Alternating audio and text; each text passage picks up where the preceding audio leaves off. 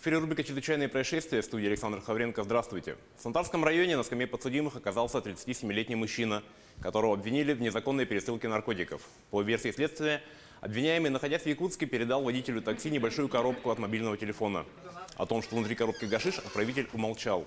А чтобы не вызвать лишних подозрений, положил внутрь для увеличения веса несколько батареек.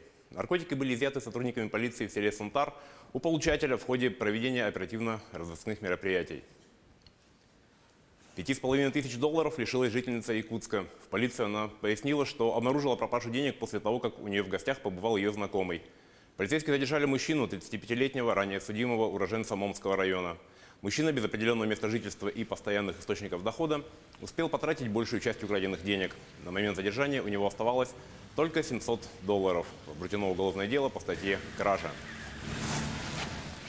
В Якутске задержан хулиган, открывший стрельбу в подъезде жилого дома. Поздним вечером жильцов дома по улице Лонгинова в Якутске напугали звуки выстрелов в подъезде. Жильцы обратились в полицию. На место происшествия прибыли оперативники уголовного розыска. В ходе проверки сообщения был установлен виновник событий. Им оказался 35-летний мужчина, проживавший в этом же подъезде. У стрелка был изъят травматический пистолет, а на него заведено уголовное дело по статье «Хулиганство». На момент задержания подозреваемый находился в состоянии сильного алкогольного опьянения. В Верхневилюйском районе к лишению свободы осужден особо опасный рецидивист. Мужчину признали виновным в совершении кражи с банковского счета с причинением значительного ущерба. В июле 2019 года подсудимый в ходе совместного распития спиртных напитков получил доступ к мобильному телефону потерпевшего, пока тот спал. Подсудимый произвел 3 операции по переводу денежных средств со счета потерпевшего в общей сумме свыше 14 тысяч рублей. Похищенными деньгами распорядился по своему усмотрению.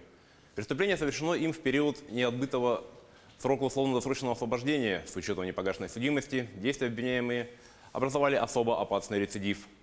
По результатам рассмотрения уголовного дела суд приговорил подсудимого к 4 годам лишения свободы с отбыванием наказания в исправительной колонии особого режима. Приговор в законной силы не вступил и может быть обжалован сторонами.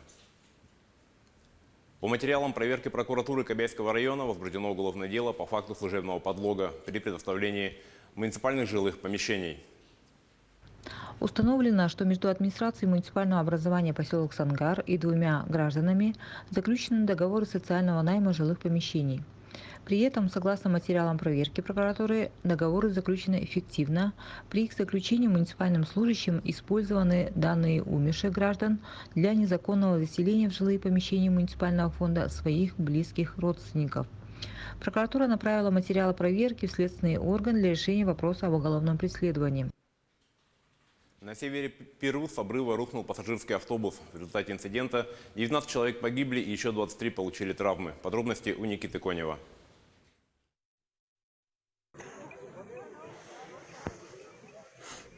По меньшей мере 19 человек стали жертвами аварии на севере Перу. Еще 23 пострадали. Об этом пишет местная пресса. Все произошло на извилистой горной дороге. Автобус, который направлялся из города Каланкас в провинции Ла-Либертад в Трухильо, административный центр региона, вылетел за пределы трассы и упал с высоты в 300 метров. Причины случившегося пока не установлены, однако в качестве основных версий рассматривают ошибку водителя и плохое состояние самого автобуса. Аварии со смертельным исходом на дорогах Перу не редкость. В последние годы они унесли тысячи жизней.